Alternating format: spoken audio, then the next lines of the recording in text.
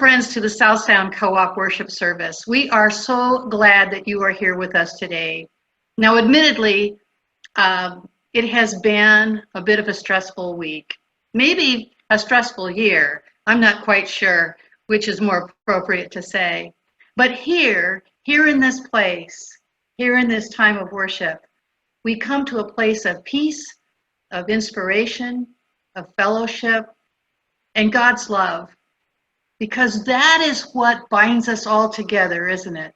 That is why we come, to hear our Lord, to be inspired, to be grounded in what's really important. So this morning I ask that you would pray with me as we begin our worship service. Let us pray. God, we come to you this morning as your people.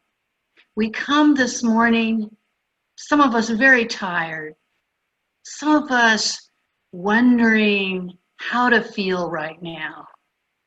And God, we just ask that you would let us set aside anything that keeps us from you and your heart. The Holy Spirit, we know, is always fresh, always strong, always encouraging, and always present, leading us, lighting us up, so we bring your light to the world. Let us bathe in your light. Let us be your people. Let us just begin this worship service completely focused on you. Amen. Good morning. If you would like to participate in live communion on Zoom, we do that every Sunday. So I invite you to join me today at 11 o'clock on Zoom. You can find the link on the Olympia First UMC website under worship or in the comments below. I hope you'll join me at 11. Thanks. I share this scripture reading with you from Matthew chapter 25, verses 1 through 13. Then the kingdom of heaven will be like this. 10 bridesmaids took their lamps and went to meet the bridegroom. 5 of them were foolish and 5 were wise. When the foolish took their lamps, they took no oil with them, but the wise took flasks of oil with their lamps.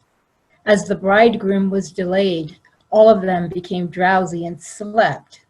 But at midnight there was a shout, "Look, here is the bridegroom, come out to meet him." Then all those bridesmaids got up and trimmed their lamps. The foolish said to the wise, "Give us some of your oil, for our lamps are going out." But the wise replied, "No, there will not be enough for you and for us. You had better go to the dealers and buy some for yourselves." And while they went to buy it, the bridegroom came, and those who were ready went with him to the wedding banquet, and the door was shut. Later the other bridesmaids came also, saying, "Lord, Lord, open to us." But he replied, "Truly I tell you, I do not know you. Keep awake, therefore, for you know neither the day nor the hour." The word of God for the people of God. Thanks be to God.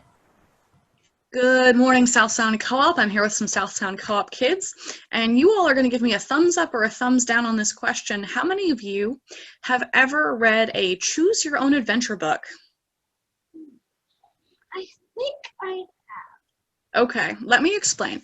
In a Choose Your Own Adventure book, it starts off with a story, and then in the story you have different options. So it might say, do you want to go down the left safe path, or do you want to go down the spooky forest path? And if you decide you want to go down the left path, then you go to like page 17. But if you decide you want to go down the spooky right path, maybe you turn to page 38. Is that familiar to you all? Yeah. I think Yes. Okay. No worries. We are going to do a Choose Your Own Adventure with today's scripture passage. So let me set the scene for you. We are all at a wedding, and we are all in the bridal party. So we are either bridesmaids or groomsmen, whichever we would prefer. But the bridegroom is running late. And this is a special wedding. It's an evening wedding. And so we all have these lamps, right? But some of us have oil in our lamps, and some of us, our lamp oil is running out a little bit. And so we have a choice to make. And here's your choice. And you're going to put up a 1 finger or a 2 finger. If you notice your lamp is running low on oil, you can either 1, go to the market and buy some more oil, or 2, say, you know, it'll probably be fine and take a nap. So option 1 or option 2? Wait, so which one is go to the market and get some more oil? That's option 1. Okay, good. This is going great. Fingers down. All right. So everyone here decided to go to the market and buy some oil, but some of us, I'll take the 2 option. I'm sleepy, I'm gonna take a nap. So time goes by and it's just taking forever for this bridegroom to get here. Finally, someone calls out and says, the bridegroom's coming.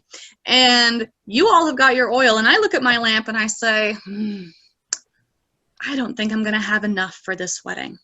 So I ask and say, hey, would any of you let me borrow some of the oil in your lamp?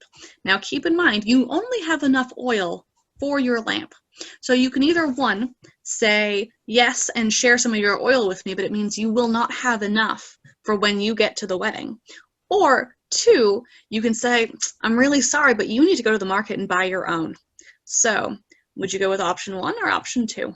Is 2 when you say, no, I'm sorry, you have to go to the market? That's right. You would share? Okay, mixed feelings. All right, I like it. So let me tell you what happens. So while, if I was to go with the option where some oil was shared with me, then we would all be there together when the bridegroom arrives, and we would all go to the wedding party. If, on the other hand, I was told, no, you have to go to the market, I would leave for the market to go get my oil, and while I was at the market, the bridegroom would come and say, well, she's not here, we've got to go do this wedding. And so everyone would leave, and I would not go to the wedding.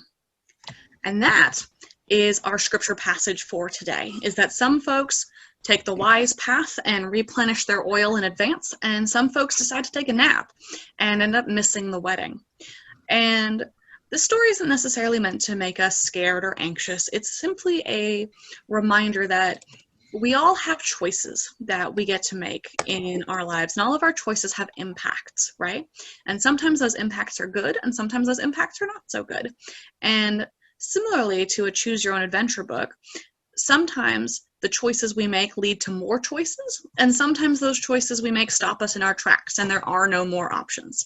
But luckily, I'm just having a quiet moment. Unlike the people in the story that Jesus tells about the bridesmaids, because we have scripture, because we have tradition, and because we have our reason and our experience and our church family, all of those things encourage us and help us to make wise choices when we're not sure what choice we should make.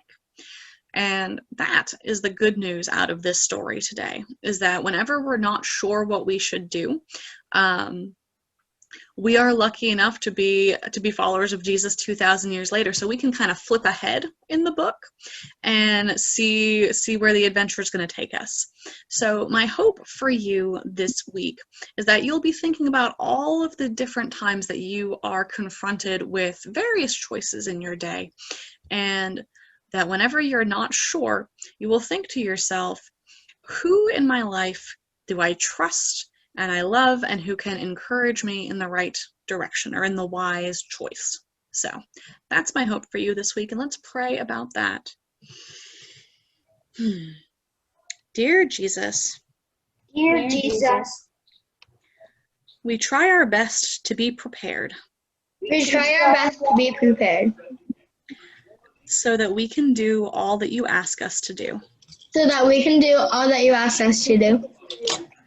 Whenever we feel unprepared, Whenever we feel unprepared, help us to remember help us to remember that we can rely on you, that we can rely on you, our Bible, our Bible, our church family, our church family, and our trusted grown-ups, and our trusted grown-ups, and our own brains, and our own brains, to help us make the wise choice.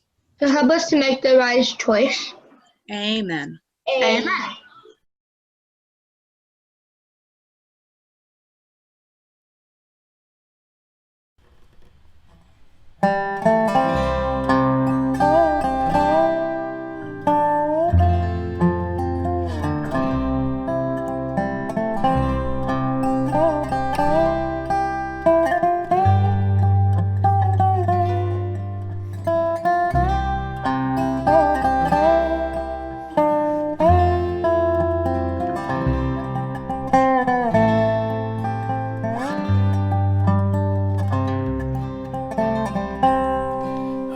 Amazing grace, how sweet the sound that saved a wretch like me.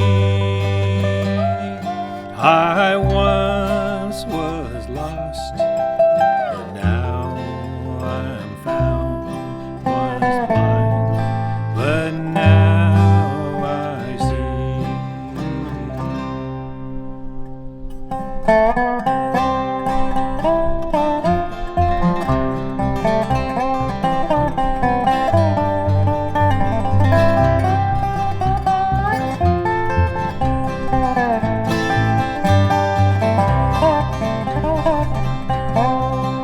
Was grace that taught my heart to fear, and grace my fears relieved.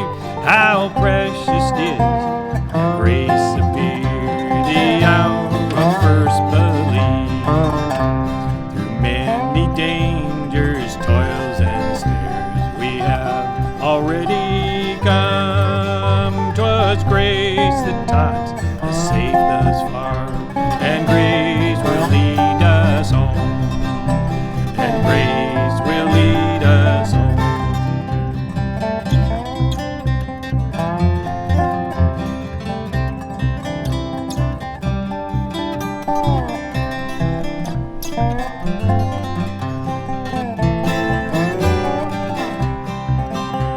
Amazing grace, how sweet the sound that saved a wretch like me. I once was lost, now I'm found. Was blind, but now I see.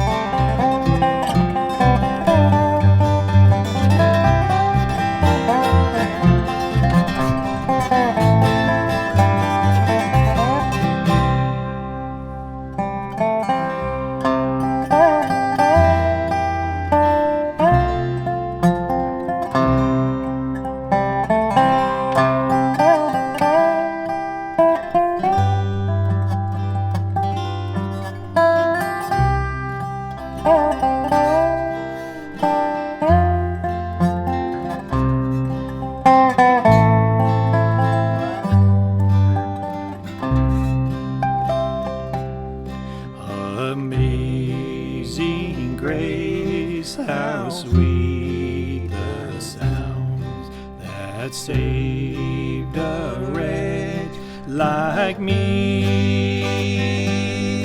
I once was lost, but now I'm found.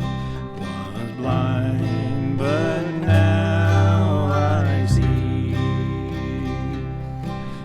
Was blind, but now I see.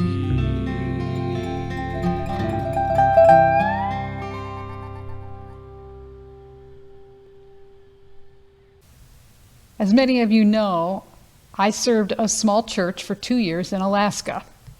My town of Girdwood was at the base of the Alyeska Mountain and was home to a lovely resort called the Alyeska Resort. There were waterfalls and hiking paths and wildflowers, flowing streams and long days in the summer, which made for an idyllic destination wedding location. I probably performed 50 weddings in 2 years that I was there. The most memorable was on a glacier with a couple who had come from England and arranged for a local helicopter service to take us to just the right frozen spot to perform a not too long ceremony. As the helicopter could only hold 4 people, the helicopter pilot had to be a witness.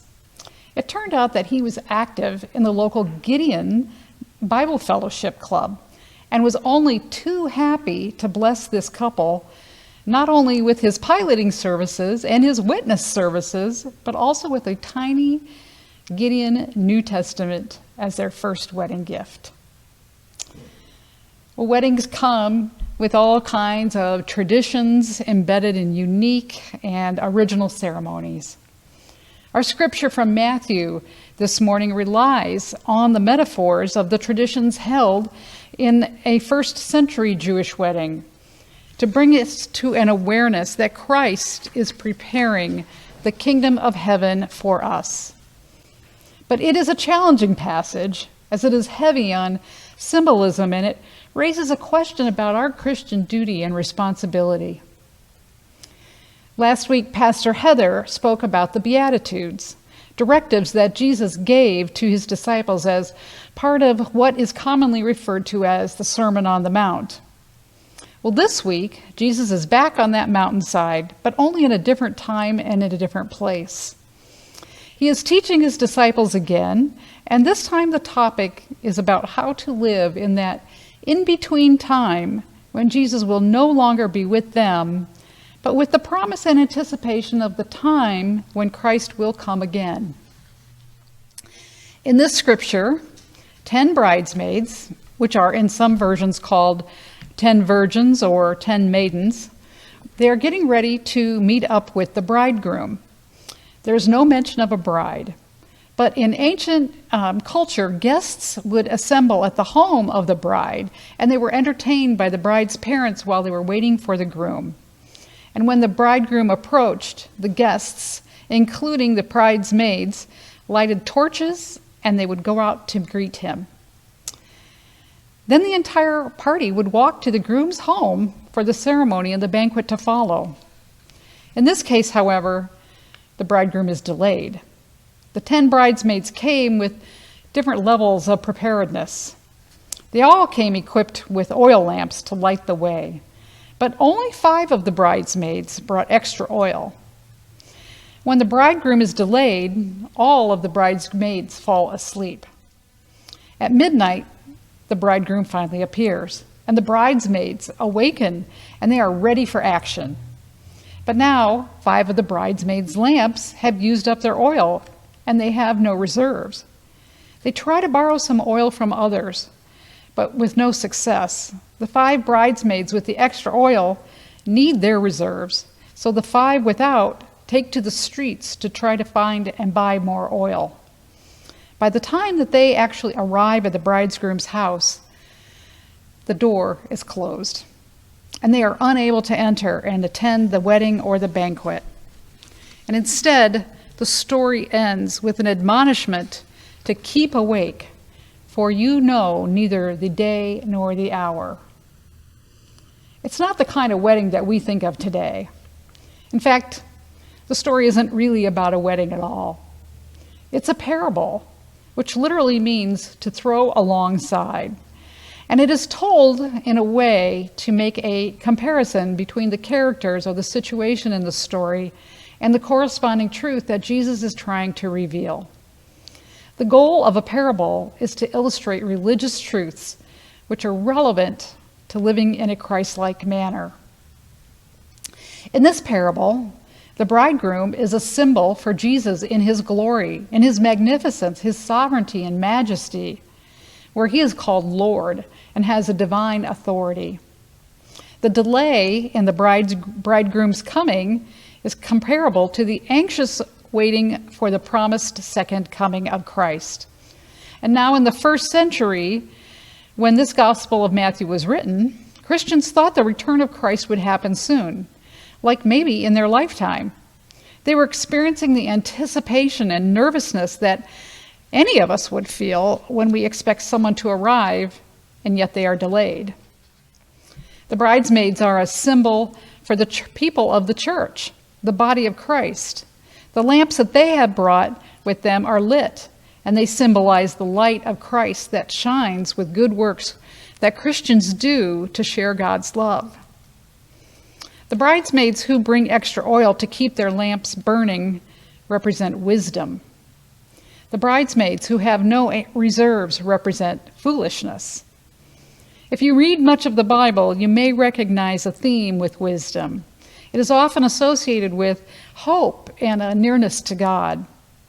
Foolishness, on the other hand, carries a theme that is associated with a lack of preparedness. Proverbs 13:9 says, "The light of the righteous rejoices, but the lamp of the wicked goes out." And you may recall a parable about the wise man who built his house upon a rock and the foolish man who built his house upon the sand. The point of this story, or this parable, is to illustrate and encourage a diligence in being ready, being prepared and living expectantly and hopefully for the second coming of Christ, while also, in the meantime, living faithfully and courageously as Christians and the body of Christ. When we look at the mixed group of the bridesmaids, we are seeing the mix of people in our own churches. On the surface, we have much in common, as did the bridesmaids. They all came with lamps. They all fell asleep. They all wait patiently, and they all want to follow the bridegroom. The distinguishing characteristic is that some bridesmaids are equipped in the face of delay. They have enough depth of resources to meet the challenge that rises.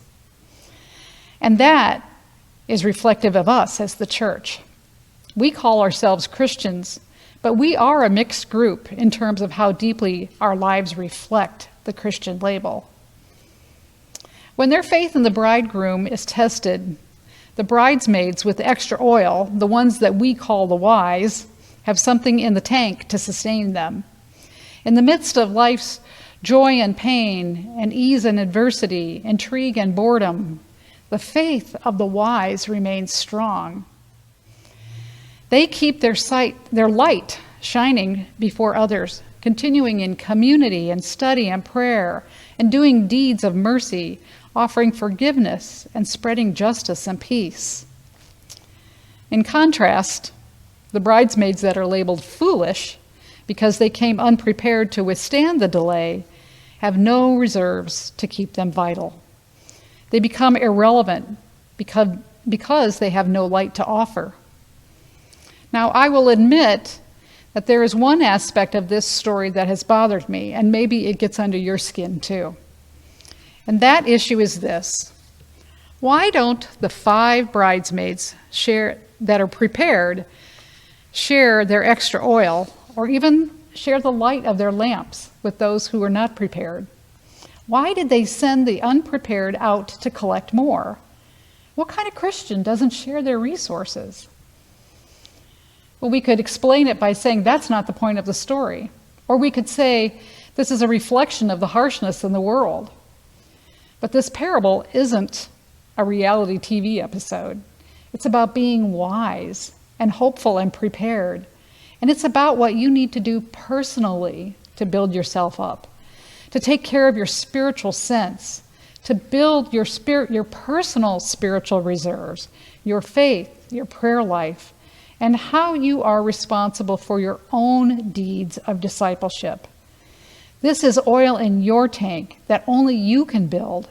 These are not resources that can be borrowed because they are deeply personal and unique to you. Being prepared to welcome Christ is a matter of individual spiritual depth and wisdom. It's work that we each have to do.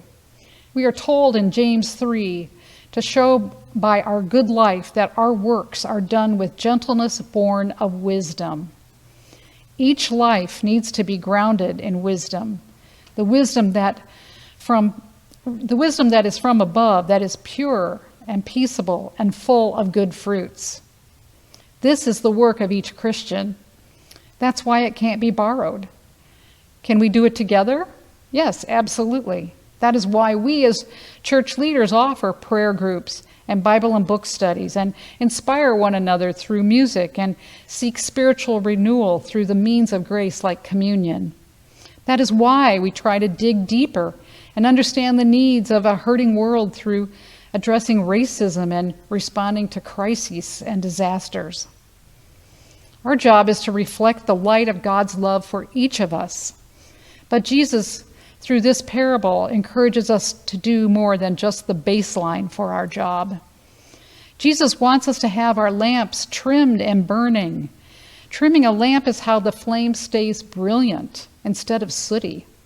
The wick is trimmed to be efficient with the oil and therefore more effective in spreading light.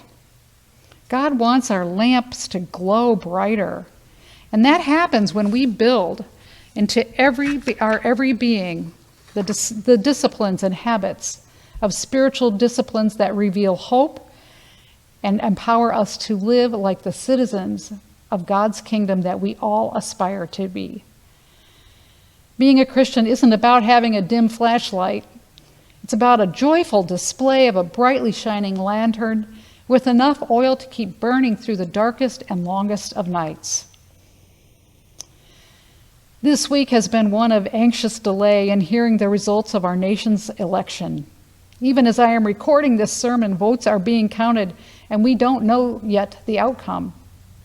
Like the early Christians who wanted to know when Jesus would come again, we would like to know when our nation's leader will be announced. But as spiritual descendants of John Wesley, we are focused not on the speculation of the timing of the second coming of Christ, but rather on how we live into that time when we will live with Christ in his kingdom. Because Christ is our ultimate leader, our Lord, whose earthly life gave us the example to follow throughout our lifetime. We prepare ourselves spiritually and practically as a practice for the perfection of a new heaven and earth. We delight in the Holy Spirit surrounding us each day, each hour, as we live in hope for what has been promised and what will be but is not yet. This is the mystery of faith. Christ has died. Christ is risen. Christ will come again. And no discussion about Matthew 25 would be complete without remembering the immortal words of the African American spiritual. Keep your lamps trimmed and burning. Keep your lamps trimmed and burning. See what the Lord has done. Sister, don't get worried. Brother, don't get worried. Heaven's journey is almost over. So keep your lamps trimmed and burning. See what the Lord has done. In the name of the Creator God, the Son, and the Holy Spirit. Amen.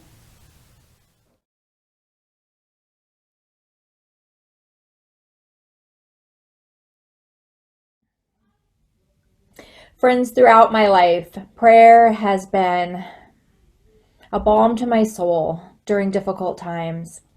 It has provided me guidance, foundation, call. It has comforted me during times of grief, and it has lifted me during times of joy. During this pandemic season, that has been no different. Early on, the South Sound United Methodist Co-op formed a daily prayer group, and we gather every morning to pray.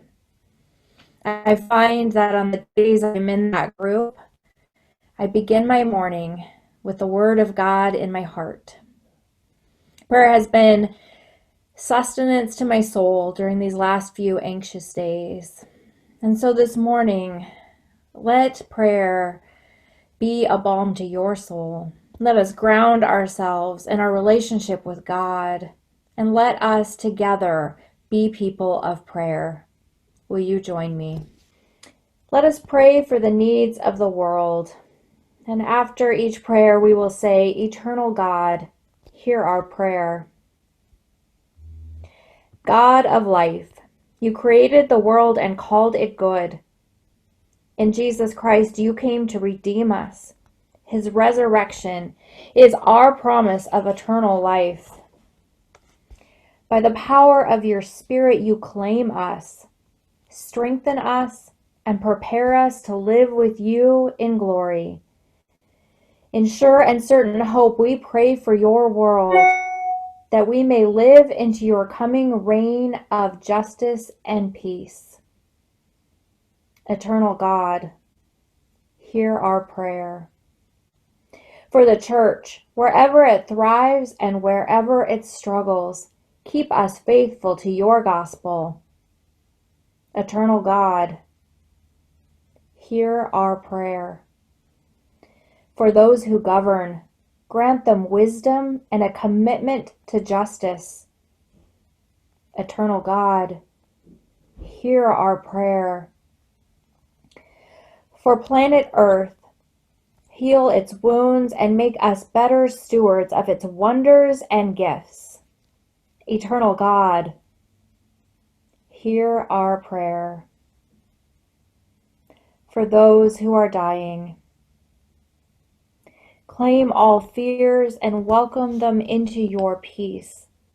Eternal God, hear our prayer. For those who are sick, give them healing and comfort.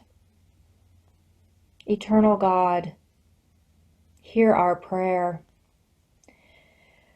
For those who are suffering with coronavirus and those who have died during this pandemic,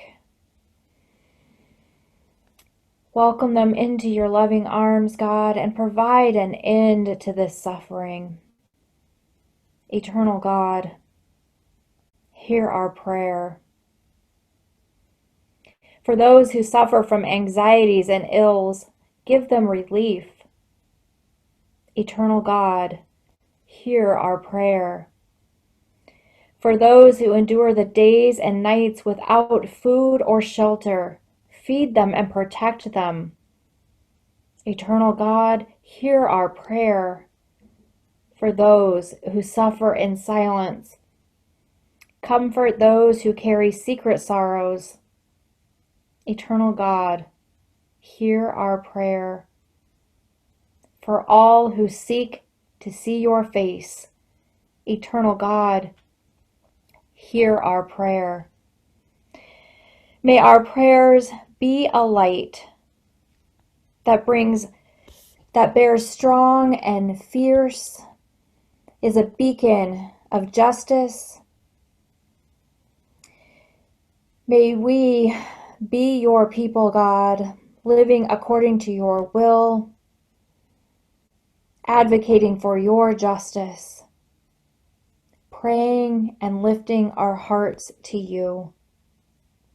With thanks that you hear our prayers, spoken and unspoken, we entrust all of our life to you, gracious God, our Alpha and Omega, our only hope in life and in death.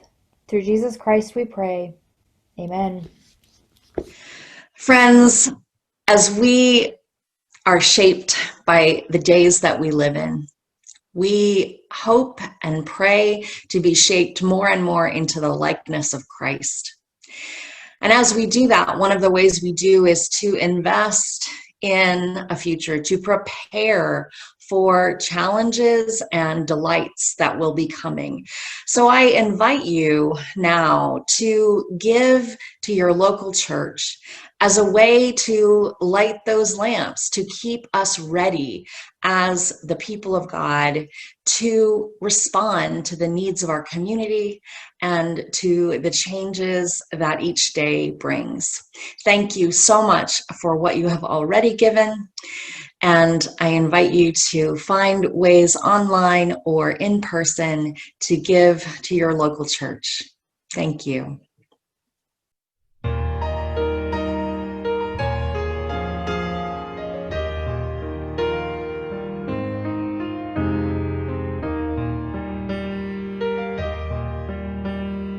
In the beauty of God's creation, I stand where mountains rise.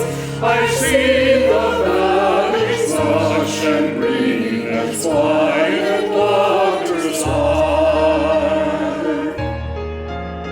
The rising sun reveals the beauty of heaven's vast array.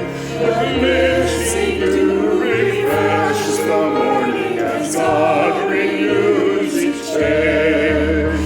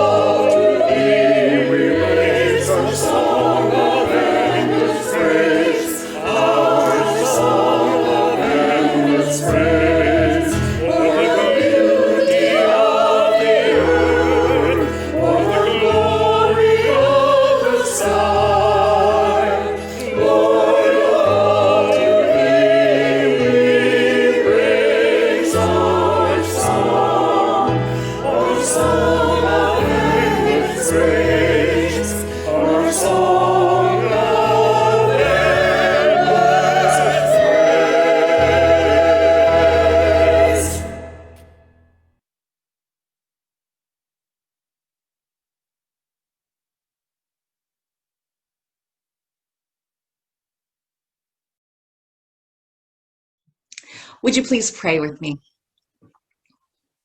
Holy God, you are a generous God. You pour out your blessings on your people and on all creation new each morning.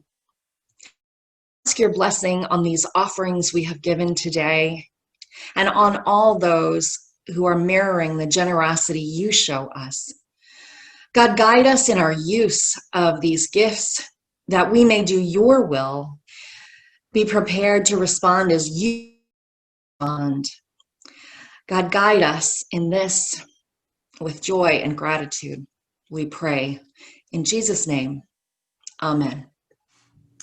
Dear friends across the co-op, thank you for joining in worship online today with all of us here. Before I share a word of benediction, I want to share a few announcements and some words of appreciation. Thank you to all who helped out in any way last week with the co-op trunk or treats. You know, we put our heads together and we think we've served somewhere around 1,000 families, and that's a lot of kiddos in costumes. And we could not have done that without a lot of help from a lot of people in a lot of places. So God bless you for that. Well done. Also, our co-op churches are still welcoming your pledges of financial support for 2021. And if you are able to do so, we invite you to please return a stewardship commitment card to your church office at your earliest convenience so that we can plan for the way our ministries will unfold in the coming year. Also, friends, you are invited to join together on Tuesday, November 17th on Zoom from 6 to 8 p.m. in a program entitled Uprooting Our Racism. This is a co-op-wide learning experience that is focusing in on Indigenous peoples and our relationship one with another. We hope you'll join us for that. Also, Rochester United Methodist Church would like to invite you to enjoy their free Sunday Thanksgiving takeaway dinner on November 15th from 2 to 3 p.m. This will be a Thanksgiving-style dinner, and you are invited to call the church office to make your reservations. The office can be reached at 273-5000. And finally, friends, receive this benediction as we go our separate ways. In these confusing days, may you rest securely in the promises of God. When you feel anxious, may you know God's peace deep inside. When you see injustice, may the Spirit anger you and give you wisdom and strength to make things right. When you are lonely, may you find community. And may you then take the community that you know to those who are still alone. May you connect deeply with God who is all around you and seeks always to love you, even when you feel unlovable. May the Christ in you emerge in acts of mercy and hope throughout your days ahead. Go and be the church. Amen.